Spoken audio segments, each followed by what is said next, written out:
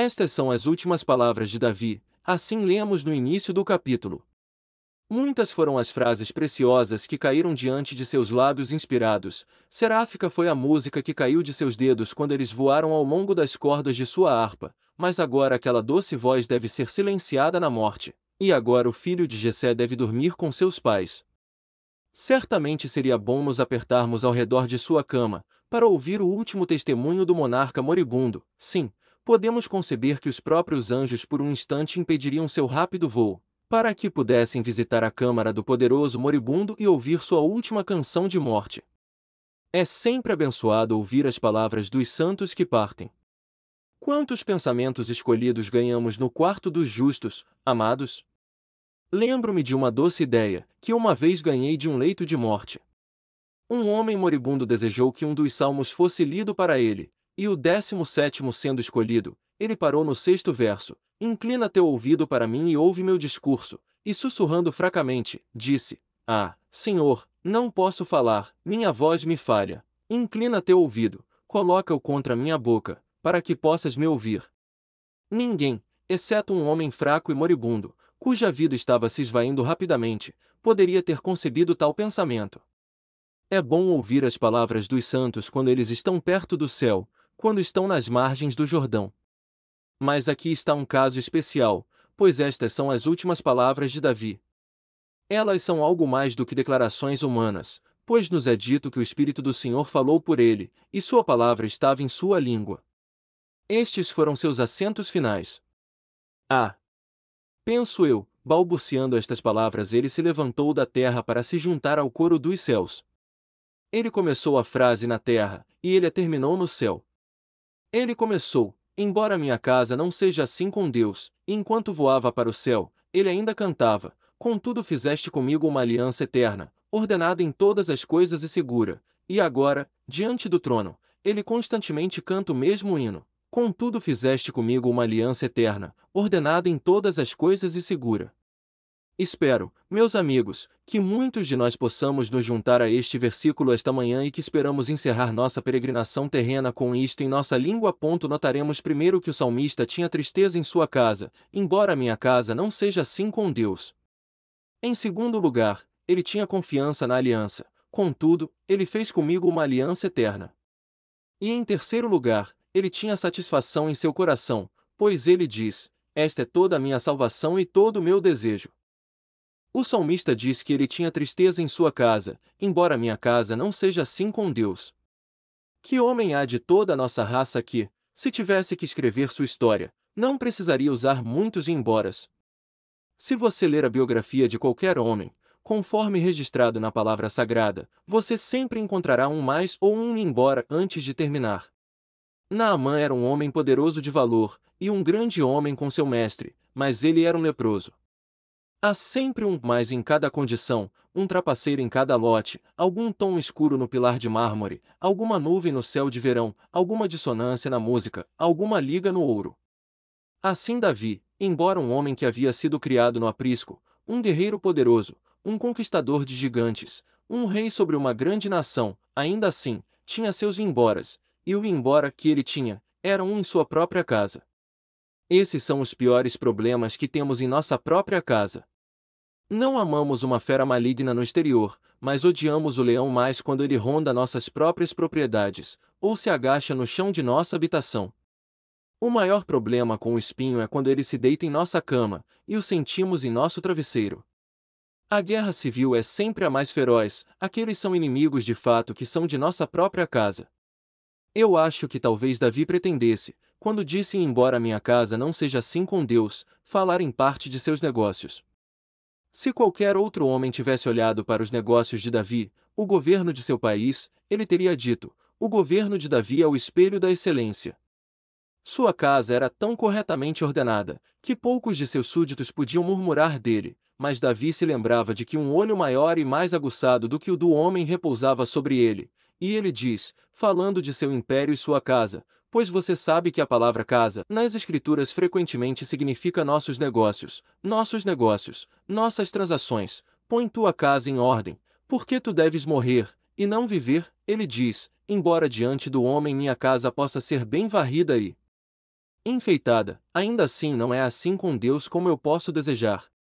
Ó, amados, há alguns de nós que podem andar diante de nossos semelhantes conscientes da inocência. Ousamos desafiar o olhar de nossos semelhantes mortais. Podemos dizer: Senhor, tu sabes que não sou mau, somos irrepreensíveis diante desta geração perversa, andamos entre eles como luzes no mundo, e Deus nos ajudou, para que estejamos limpos da grande transgressão. Não temos medo de uma crítica ao nosso caráter, não temos medo de ser inspecionados pelos olhos de todos os homens, pois sentimos que pela graça de Deus fomos impedidos de nos comprometer, Ele nos guardou, e o maligno não nos toca. Mas com toda essa inocência consciente, com toda essa dignidade com que nos colocamos diante de nossos semelhantes, quando vamos aos olhos de Deus, quão transformados somos. Ah, então, meus amigos, não dizemos: Senhor, tu sabes que não sou mau, mas, em vez disso, caímos prostrados e clamamos: imundo, imundo, imundo. E assim como o leproso refresca sua testa aquecida com a água correndo no riacho fresco e isolado, assim temos nosso corpo na corrente de Siloé, e nos esforçamos para nos lavar limpos na água e no sangue do lado rasgado de Cristo. Sentimos que nossa casa não é assim com Deus, embora na pessoa de Jesus estejamos livres do pecado, e brancos como os anjos são, ainda assim, quando estamos diante de Deus, em nossas próprias pessoas, somos obrigados a confessar que, por mais honestos que sejamos, retos como temos sido, justos e santos diante dos homens, ainda assim nossa casa não é assim com Deus. Mas imagino que o significado principal dessas palavras de Davi se refira à sua família, seus filhos. Davi teve muitas provações em seus filhos. Muitas vezes, tem sido destino de homens bons ter grandes problemas com seus filhos e filhas. É verdade que conhecemos algumas famílias que são a própria imagem de paz e felicidade, onde o pai e a mãe dobram os joelhos juntos em oração familiar, e olham para uma prole, numerosa ou não, como pode ser, mas a maioria deles dedicando seus corações a Deus. Conheço uma família que se ergue como um oásis verde no deserto deste mundo. Há filhos que pregam o Evangelho de Deus, e filhas que estão crescendo para temer ao Senhor e amá-lo. Tal família é de fato um agradável ponto de parada para uma alma cansada em sua peregrinação por este deserto da vida. Oh! Feliz é aquela família que Deus abençoou. Mas há outras casas onde você descobrirá que os filhos são as provações dos pais. Embora minha casa não seja assim com Deus, muitos pais ansiosos podem dizer: e vós, mães piedosas, podeis levantar vossos olhos lacrimejantes para o céu e dizer: embora minha casa não seja assim com Deus. Aquele vosso filho primogênito, que era vosso orgulho, agora se transformou em vossa desgraça.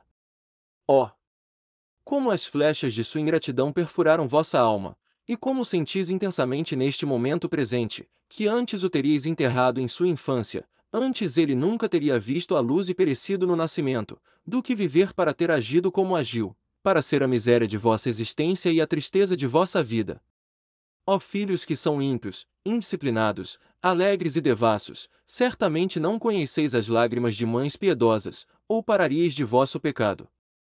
Penso, jovem, que não permitirias de bom grado que vossa mãe derramasse lágrimas, por mais que ameis o pecado. Não vos deteríeis então às súplicas dela? Podeis pisotear vossa mãe? Ó! Embora você esteja cavalgando uma corrida de obstáculos para o inferno, suas súplicas chorosas não podem induzi-lo a parar sua carreira louca? Você vai lamentar aquela que lhe deu a vida e carinhosamente o acariciou em seu peito? Certamente você debaterá muito antes de resolver levar seus cabelos grisalhos com tristeza para o túmulo. Ou o pecado brutalizou? Você é pior do que pedras? Os sentimentos naturais se extinguiram? O maligno é inteiramente seu mestre? Ele secou todas as ternas simpatias do seu coração? Fique, jovem pródigo, e pondere, mas, homens cristãos, vocês não estão sozinhos nisso. Se vocês têm problemas familiares, há outros que suportaram o mesmo. Lembrem-se de Efraim. Embora Deus tenha prometido que Efraim abundaria como uma tribo com dezenas de milhares, ainda assim está registrado em 1 Crônicas 7, 20-22, e os filhos de Efraim, Sutela e Berede, seu filho, e Taate, seu filho, e Elada, seu filho, e Taate, seu filho, e Zabade, seu filho, e Sutela, seu filho, e Ezer e Eleade, a quem os homens de Gate, que eram nascidos naquela terra, mataram, porque desceram para tomar o seu gado. E Efraim, seu pai, chorou muitos dias, e seus irmãos vieram confortá-lo. O próprio Abraão tinha seu Ismael, e ele clamou a Deus por conta disso. Pense em Eli, um homem que serviu a Deus como sumo sacerdote, e embora pudesse governar o povo, ele não podia governar seus filhos, e grande foi sua tristeza por isso. Ah! Alguns de vocês, meus irmãos no Evangelho, podem levantar suas mãos para o céu, e podem proferir esta manhã estas palavras com uma ênfase profunda e solene. Vocês podem escrever embora em letras maiúsculas, pois é mais do que verdade para alguns de vocês. Embora minha casa não seja assim com Deus.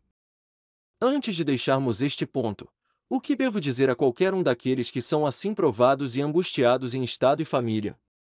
Primeiro, deixe-me dizer a vocês, meus irmãos, é necessário que vocês tenham um embora em seu lote, porque se não tivessem, vocês sabem o que fariam, vocês construiriam um ninho muito fofo na terra, e lá vocês se deitariam para dormir. Então Deus coloca um espinho em seu ninho para que vocês possam cantar.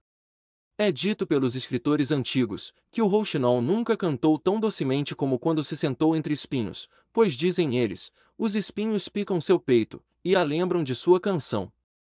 Assim pode ser com vocês. Vocês, como as cotovias, dormiriam em seu ninho se algum problema não passasse e os assustasse, então vocês esticam suas asas, e cantando a canção matinal, levantam-se para saudar o sol. As provações são enviadas para afastá-los do mundo, amargos são colocados em sua bebida, para que você possa aprender a viver do orvalho do céu. O alimento da terra é misturado com fel, para que você possa apenas buscar o pão verdadeiro no maná que cai do céu. Sua alma sem problemas seria como o mar se estivesse sem maré ou movimento, ela se tornaria suja e desagradável. Como Coleridge descreve o mar após uma calmaria maravilhosa, assim a alma geraria contágio e morte. Mais, além disso, lembre-se disto, ó tu que és provado em teus filhos, que a oração pode remover teus problemas. Não há um pai ou mãe piedoso aqui, que esteja sofrendo na família, mas que ainda possa ter essa provação removida. A fé é tão onipotente quanto o próprio Deus, pois move o braço que conduz as estrelas. Você orou muito por seus filhos sem resultado? E você disse, eu deixarei de orar, pois quanto mais eu luto, pior eles parecem crescer, e mais eu sou provado. Oh! Não diga isso, tu observador cansado. Embora a promessa demore, ela virá. Ainda semeie a semente, e quando você a semear, deixe cair uma lágrima com cada grão que você colocar na terra. Oh! Embeba suas sementes nas lágrimas da ansiedade, e elas não poderão apodrecer sob os torrões, se elas foram batizadas em uma mistura tão vivificante. E se você morrer sem ver seus filhos, os herdeiros da luz? Eles serão convertidos mesmo depois de sua morte, e embora teus ossos sejam colocados na sepultura, e teu filho possa ficar de pé e amaldiçoar tua memória por uma hora, ele não se esquecerá disso nos momentos mais frios de sua lembrança, quando meditar sozinho.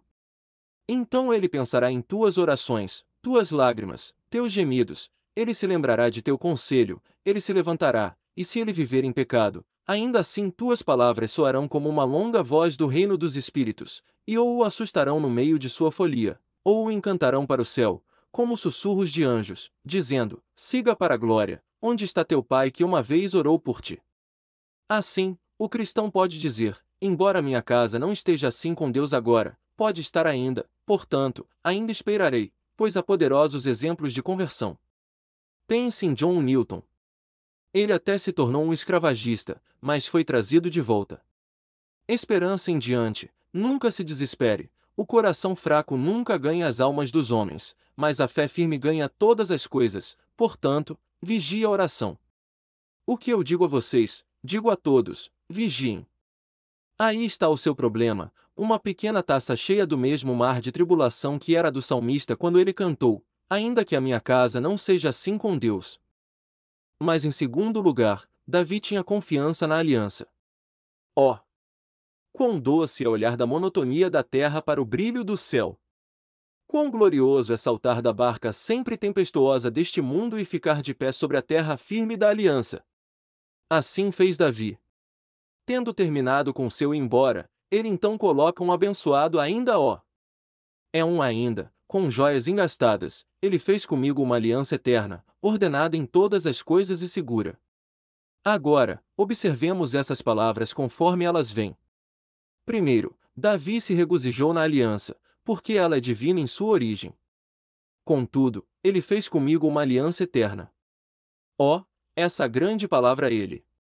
Quem é esse? Não é meu pai estranho ou minha mãe estranha que fez uma aliança para mim, nada desse absurdo. Não é uma aliança que o homem fez para mim, ou comigo, mas ainda assim ele fez comigo uma aliança eterna. É divina em sua origem, não humana. A aliança na qual o cristão repousa, não é a aliança de sua aspersão infantil, ele quebrou completamente essa aliança dezenas de vezes, pois ele não renunciou às pompas e vaidades deste mundo perverso, como deveria ter feito, nem todas as concupiscências da carne. Nem ele realmente se tornou regenerado por meio daquelas gotas sagradas de água que um padre de batina lançou em seu rosto. A aliança na qual ele repousa e permanece seguro, é aquela aliança que Deus fez com ele. Ainda assim ele fez. Pare, minha alma. Deus, o Pai eterno, fez positivamente uma aliança contigo, sim, aquele Deus, que na mais espessa escuridão habita e reina para sempre em sua majestade somente, aquele Deus, que falou o mundo à existência por uma palavra, que o segura, como um atlas, sobre seus ombros, que equilibra o destino de toda a criação em seu dedo, aquele Deus, inclinando-se de sua majestade, toma segura tua mão e faz uma aliança contigo. Ó! Não é um feito, cuja estupenda condescendência poderia arrebatar nossos corações para sempre se pudéssemos realmente entendê-la? Ó! As profundezas! Ele fez comigo uma aliança. Um rei não fez uma aliança comigo, isso seria algo assim, um imperador não entrou em um pacto comigo, mas o príncipe dos reis da terra, o Shaddai, o Senhor de toda a carne, o Jeová das eras, o Elohim eterno. Ele fez comigo uma aliança eterna. Ó pensamento abençoado! É de origem divina. Mas observe sua aplicação particular. Contudo, ele fez comigo uma aliança eterna. Aqui está a doçura disso para mim, como indivíduo. Ó, quão doce é ver o fluir do sangue redentor de Cristo com a certeza divina de saber que ele fez as pazes com Deus. Não é nada para mim que ele tenha feito a paz para o mundo, eu quero saber se ele fez a paz para mim. É pouco que ele tenha feito uma aliança, eu quero saber se ele fez uma aliança comigo. Davi poderia colocar a mão no coração e dizer, no entanto, ele fez uma aliança comigo. Temo não estar errado em condenar a religião da moda do dia, pois é uma religião que pertence à multidão, e não uma religião pessoal que é apreciada pelo indivíduo. Você ouvirá pessoas dizerem, bem, eu acredito na doutrina da justificação, eu acho que os homens são justificados pela fé. Sim, mas você é justificado pela fé? Eu acredito, diz outro, que somos santificados pelo Espírito. Sim, tudo muito bem, mas você é santificado pelo Espírito? Observe, se alguma vez você falar muito sobre piedade pessoal, você sempre será taxado de extravagante. Se você realmente disser de coração, eu sei que estou perdoado, tenho certeza de que sou um pecador perdoado, e todo cristão às vezes poderá dizer isso, e sempre diria, se não fosse por sua descrença, se você disser, eu sei em quem crie, estou confiante de que não tenho um pecado agora registrado no rol negro, que estou livre do pecado como se nunca tivesse transgredido, através do sangue perdoador de Jesus, os homens dirão que é extravagante. Bem, é uma extravagância deliciosa, é a extravagância da palavra de Deus, e eu queria que mais de nós pudéssemos nos entregar a essa extravagância santa e abençoada. Pois podemos muito bem ser extravagantes quando temos uma soma infinita para gastar, podemos muito bem ser pródigos quando sabemos que nunca podemos esgotar o tesouro. Ó! Quão doce é dizer, no entanto, ele fez comigo uma aliança eterna. Não é nada que você fale comigo sobre meu irmão ser salvo. Estou muito feliz que meu amigo vá para a glória, e eu me alegrarei em conhecer todos vocês, mas, afinal, a questão é, eu estarei lá. Devo ficar entre eles para ver seu rosto sorridente? Agora, cristão, você pode aplicar isso pessoalmente. A aliança é feita com você. Homem, abra seus olhos, aí está seu nome na aliança. O que é? É um nome inglês simples, talvez. Nunca teve um MP nem um MA depois dele, nem um SAN antes dele. Não importa, esse nome está na aliança. Se você pudesse pegar a Bíblia da família de seu pai no céu, você encontraria seu nome colocado no registro. Ó pensamento abençoado! Meu nome, positivamente meu, não de outro. Então, esses olhos o verão, e não de outro para mim. Alegre-se, cristão, é uma aliança pessoal. Contudo, ele fez comigo uma aliança eterna. Além disso, esta aliança não é apenas divina em sua origem, mas é eterna em sua duração. Recebi algumas cartas muito bonitas de escritores anônimos que me ouviram, e sendo grandes covardes, a quem sempre abomino, eles não conseguem assinar seus nomes. Eles podem saber qual destino receberão, a punição condigna que designo a eles. Eu os corto em pedaços e os jogo no fogo. Espero que os autores não tenham um destino semelhante. Alguns deles, no entanto, brigam comigo, porque prego o Evangelho eterno. Não ouso pregar outro, pois não teria outro se me fosse oferecido. Um Evangelho eterno é o único que considero digno de um Deus eterno. Tenho certeza de que é o único que pode dar conforto a uma alma que viverá por toda a eternidade. Agora, você sabe o que significa uma aliança eterna. Significava uma aliança que não teve começo e que nunca, nunca terminará. Alguns não acreditam na natureza eterna do amor de Deus por seu povo. Eles acham que Deus começa a amar seu povo quando eles começam a amá-lo. Meus amigos arminianos, vocês já cantaram esse verso em suas reuniões? Claro que já cantaram sim, eu amo Jesus porque ele me amou primeiro. Esse é um glorioso hino calvinista, embora saibamos em qual inário ele está. Bem, então, se Jesus te amou antes de você amá-lo, por que você não pode acreditar que ele sempre te amou? Além disso, quão estúpido é falar assim, quando você sabe que Deus não muda. Não existe tempo com ele, não existe passado com ele. Se você diz, ele me ama agora, você de fato disse, ele me amou ontem, e ele me amará para sempre. Não existe nada além do agora com Deus. Não existe passado ou futuro, e disputar sobre eleição eterna e assim por diante, é tudo inútil, porque, se Deus realmente escolheu seu povo, e todos nós admitimos que ele os escolhe agora, eu não me importo se você diz que ele fez isso há 10.000 anos, porque não existe passado com Deus, com ele é tudo agora. Ele vê as coisas, passadas e futuras, como presentes em seus olhos.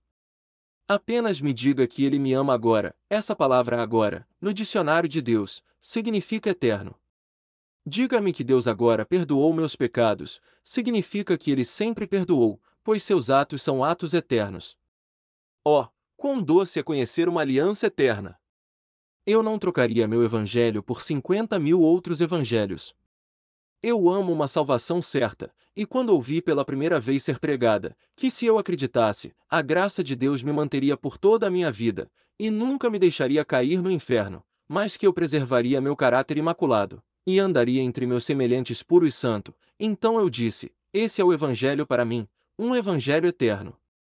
Quanto a esse evangelho arenoso, que aposta que você cai e depois volta, é a falsidade mais perversa da terra.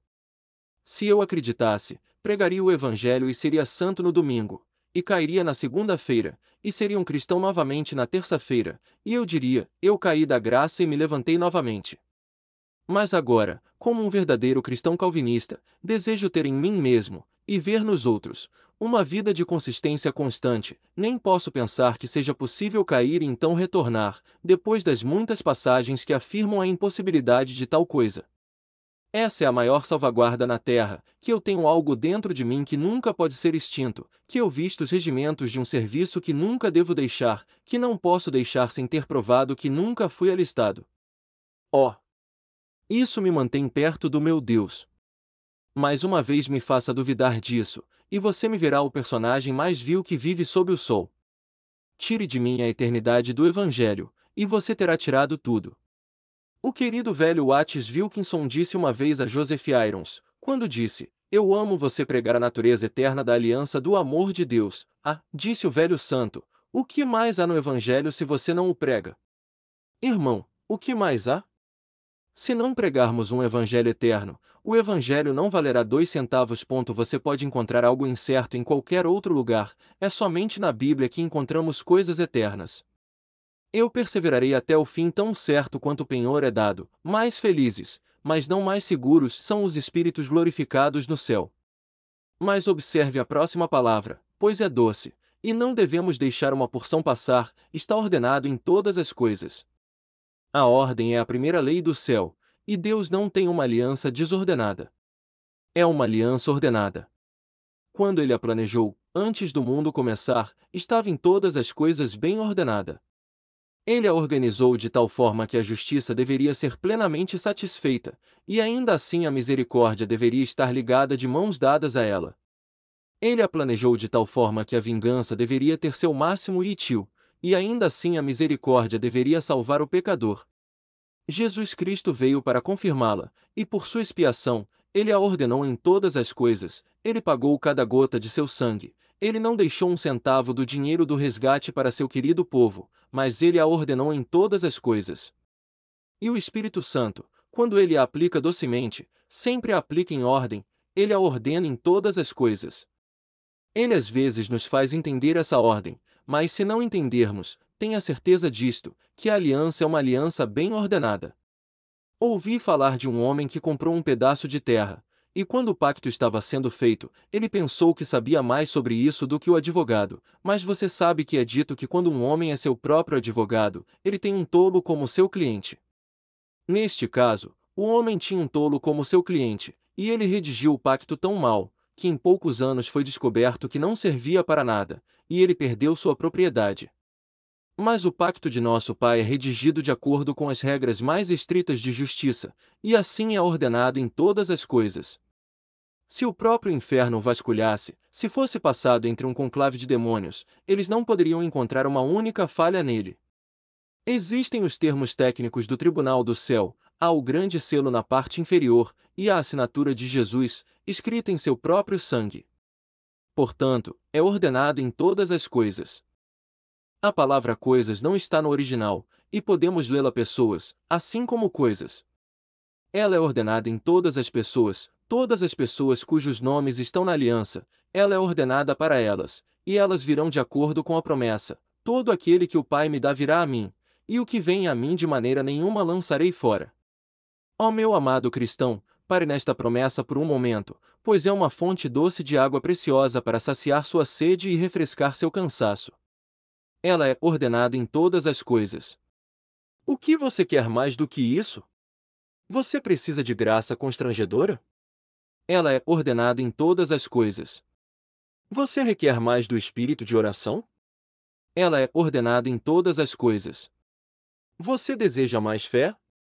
Ela é ordenada em todas as coisas. Você tem medo de não resistir até o fim? Ela é ordenada em todas as coisas. Há graça de conversão nela, graça de perdão nela, graça justificadora, graça santificadora e graça perseverante, pois é ordenado em todas as coisas e seguro. Nada é deixado de fora, de modo que, quando chegamos, encontramos todas as coisas ali armazenadas em ordem celestial.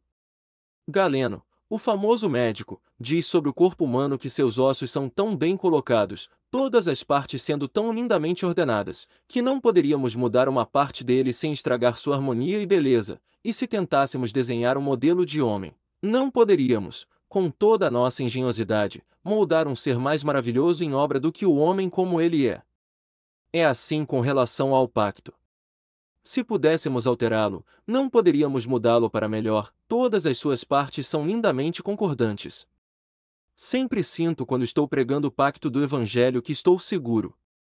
Se prego qualquer outro Evangelho, estou vulnerável, estou aberto a ataques, mas, estando sobre o firme fundamento do pacto de Deus, sinto que estou em uma torre de força e, enquanto mantenho todas as verdades, não tenho medo de que até mesmo os demônios do inferno possam invadir meu castelo. Tão seguro é o homem que crê no Evangelho eterno, nenhuma lógica pode resistir a ele. Apenas deixe nossos pregadores darem o Evangelho eterno ao povo, e eles o beberão como o boi bebe água. Você descobrirá que eles amam a verdade de Deus. Mas enquanto o Evangelho de Deus for sufocado, e a vela for colocada sob o alqueire, não podemos esperar que as almas dos homens sejam levadas a amá-lo. Oro a Deus para que a vela queime o alqueire, e que a luz possa se manifestar. Mas agora, para encerrar nossa descrição desta aliança, ela é certa. Se eu fosse um homem rico, haveria apenas uma coisa que eu desejaria para tornar minhas riquezas tudo o que desejo, e seria tê-las certas, pois as riquezas criam asas para si mesmas e voam para longe. Saúde é uma grande bênção, e queremos apenas escrever uma palavra sobre ela para torná-la a maior bênção, que é o adjetivo certo. Temos parentes e os amamos. Se pudéssemos escrever certo neles, que coisa abençoada seria! Não podemos chamar nada de certo na terra, o único lugar onde podemos escrever essa palavra é na aliança, que é ordenada em todas as coisas e segura. Agora, há um pobre irmão que veio aqui esta manhã e perdeu sua aliança. Como ele pensa? Irmão, você já teve horas de paz e doce prazer na presença de Deus, mas agora você está na tristeza e na dúvida, você perdeu seu rol. Bem, deixe-me dizer a você, embora você tenha perdido seu rol, a aliança não está perdida, apesar de tudo. Você nunca teve o pacto em suas mãos ainda, você só tinha uma cópia dele, você pensou que leu seu título claramente, mas você nunca leu os próprios títulos de propriedade, você só tinha uma cópia do arrendamento e você o perdeu. O pacto em si, onde está? Está sob o trono de Deus, está nos arquivos do céu, na arca do pacto, está no peito de Jesus, está em suas mãos, em seu coração, está lá. Se Deus colocasse minha salvação em minhas mãos, eu estaria perdido em 10 minutos, mas minha salvação não está lá, está nas mãos de Cristo. Você leu sobre o célebre sonho de John Newton, que eu lhe contarei da melhor forma que posso lembrar. Ele pensou que estava no mar, a bordo de um navio, quando um anjo brilhante voou e lhe presenteou com um anel, dizendo: enquanto você usar este anel, você será feliz, e sua alma estará segura. Ele colocou o anel em seu dedo, e ele se sentiu feliz por tê-lo em sua própria posse. Então veio um espírito das profundezas vastas e disse a ele: esse anel não passa de loucura, e por bajulação e lisonja o espírito finalmente o persuadiu a tirar o anel do dedo, e ele o deixou cair no mar. Então vieram coisas ferozes das profundezas, as montanhas rugiram e lançaram para cima sua lava vulcânica, toda a terra estava em chamas, e sua alma em grande apuro. Pouco a pouco, um espírito veio e, mergulhando abaixo, pegou o anel e, mostrando a ele, disse: agora você está seguro, pois eu salvei o anel. Agora, John Newton poderia ter dito: deixe-me colocá-lo no meu dedo novamente. Não, você não pode cuidar disso sozinho, e o anjo voou para cima, levando o anel com ele, de modo que então ele se sentiu seguro, já que nenhuma bajulação do inferno poderia tirá-lo dele novamente, pois estava no céu.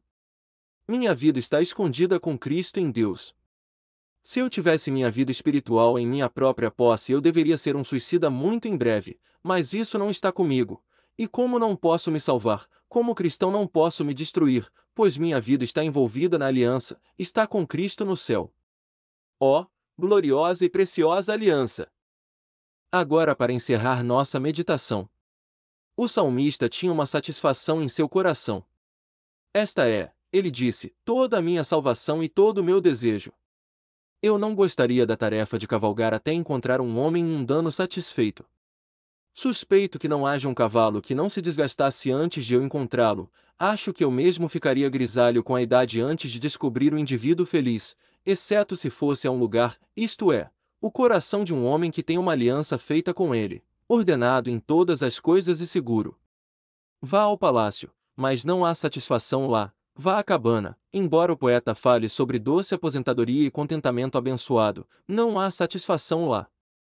A única satisfação sólida, satisfazer a boca com coisas boas, pode ser encontrada no verdadeiro crente, que está satisfeito consigo mesmo, satisfeito com a aliança. Eis Davi, ele diz: quanto à minha salvação, estou seguro, quanto ao meu desejo, estou satisfeito, pois está toda a minha salvação e todo o meu desejo. Ele está satisfeito com sua salvação. Traga o moralista. Ele tem trabalhado arduamente para ganhar a salvação. Você está confiante de que se morresse, entraria no céu? Bem, tenho sido tão bom quanto as outras pessoas, e ouso dizer, serei mais religioso antes de morrer, mas ele não pode responder à nossa pergunta. Traga o homem religioso, quero dizer, o homem meramente religioso exteriormente. Você tem certeza de que se morresse, iria para o céu? Bem, frequento regularmente a igreja ou capela, não posso dizer que tenho qualquer pretensão de poder dizer, ele fez comigo uma aliança eterna. Muito bem, você deve ir. Então, eu poderia apresentar uma série de homens, e não há um deles que possa dizer, esta é toda a minha salvação. Eles sempre querem um pequeno suplemento, e a maioria de vocês pretende fazer esse suplemento um pouco antes de morrer. Um velho rabino judeu diz que todo homem deve se arrepender pelo menos uma vez dia antes do seu último dia, e como não sabemos quando será o nosso último dia, devemos nos arrepender hoje. Quantos gostariam de saber quando iriam morrer, pois então imaginam que certamente se arrependeriam e se converteriam um pouco antes? Ora, se lhe fosse revelado que morreria às 22 horas do próximo domingo, você continuaria em pecado até às 12 horas, e então diria, faltam 20 minutos, tempo suficiente ainda, e assim até que os 20 minutos passados chegassem, quando sua alma afundaria em chamas eternas. Tal é a procrastinação. É o ladrão do tempo, rouba nossa vida, e se soubéssemos a hora da nossa dissolução, não estaríamos mais preparados para isso do que estamos agora. Você não pode dizer, pode, que tem toda a sua salvação. Mas um cristão pode. Ele pode caminhar pela cólera e pela pestilência, e sentir que se a flecha o atingisse a morte seria para ele a entrada da vida. Ele pode deitar-se e lamentar-se pouco com a aproximação da dissolução, pois ele tem toda a sua salvação, suas joias estão em seu peito, pedras preciosas que brilharão no céu. Então, o salmista diz, ele tem todo o seu desejo. Não há nada que possa preencher o coração do homem, exceto a Trindade. Deus fez do coração do homem um triângulo. Os homens têm tentado por séculos fazer o globo preencher o triângulo, mas não conseguem. É somente a Trindade que pode preencher um triângulo, como bem diz o velho Quarles.